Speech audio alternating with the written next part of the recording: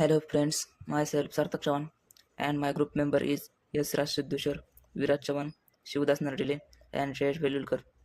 We are studying in Government Polytechnic Ratnagiri. We make a micro project Burglar alarm using SCR for the subject Basic Power Electronics. Under the guidance of Mr. Saryam sir, we make a connection as per circuit diagram show.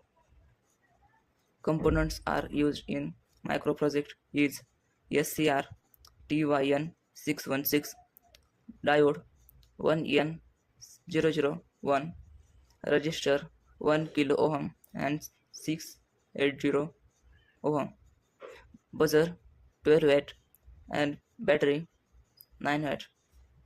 Application of the project is detect unauthorized entry into buildings, area or properties.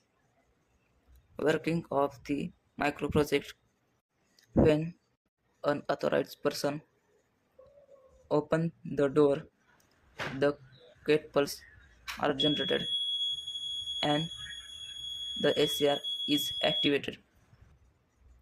Then the buzzer is make a sound.